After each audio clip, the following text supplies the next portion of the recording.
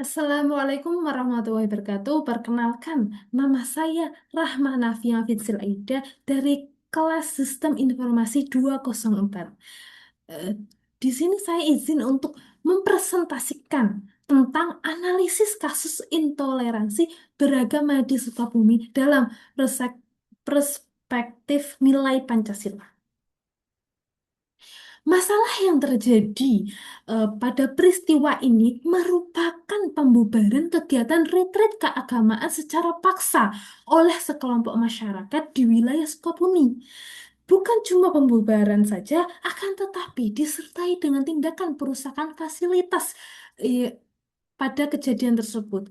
Kejadian ini tidak hanya menunjukkan adanya kesalahpahaman biasa, melainkan adanya konflik sosial yang serius.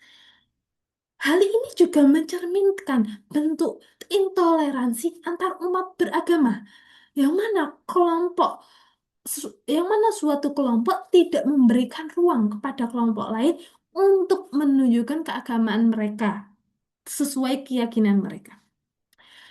Tindakan tersebut tidak sejalan dengan nilai Pancasila, khususnya sila pertama yang berisi ketuhanan yang Maha Esa, serta bertentangan dengan ketentuan dalam Undang-Undang Dasar 1945 pasal 29 ayat 2 yang berisi menjamin kebebasan beragama.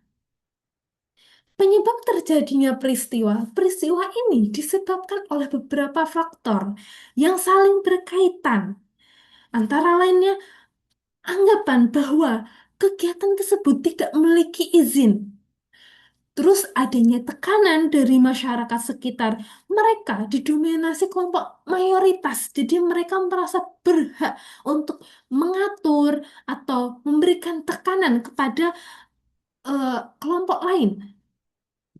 Selain itu, adanya rendahnya pemahaman tentang toleransi dan kurangnya kesadaran hukum. Faktor-faktor ini menjadi mem- memperparah terjadinya konflik.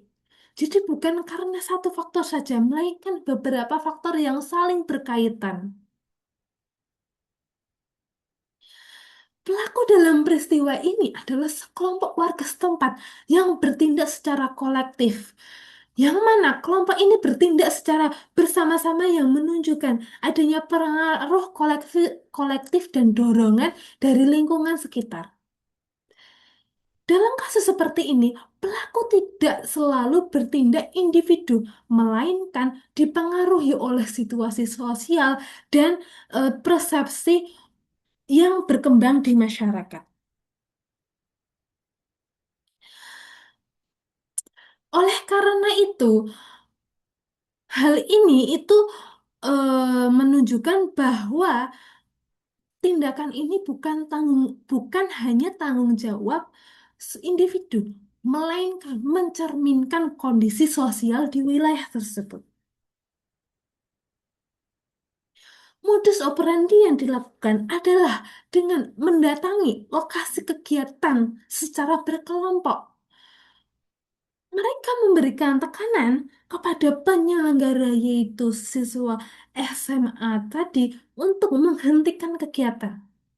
Selain itu, mereka juga melakukan intimidasi dan perusakan fasilitas dengan tujuan agar kegiatan ini eh, cepat dibubarkan. Modus seperti ini sering terjadi dalam konflik sosial.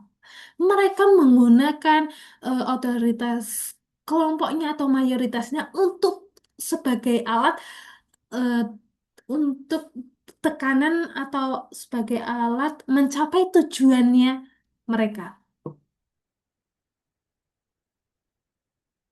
Kronologi kejadian bermula dari berlangsungnya kegiatan retreat keagamaan di sebuah villa di Sukabumi. Villa ini bersifat pribadi. Kegiatan tersebut kemudian diketahui oleh masyarakat sekitar dan menimbulkan penolakan. Warga selanjutnya mendatangi lokasi kejadian dan mempertanyakan izin kegiatan.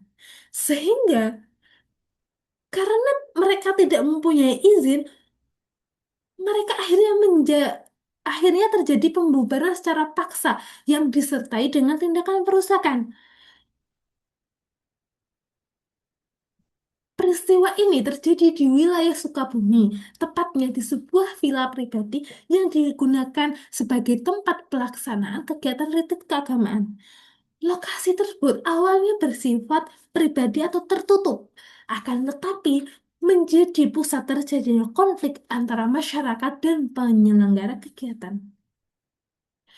Alat-alat di sini ada beberapa alat bukti dalam peristiwa ini yang bisa dijadikan sebagai fakta, memperjelas fakta yang terjadi, yaitu berupa kerusakan fasilitas sebagai bukti fisik, dokumentasi berupa foto atau video kejadian yang sedang berlangsung, serta beberapa saksi yang berada di lokasi kejadian.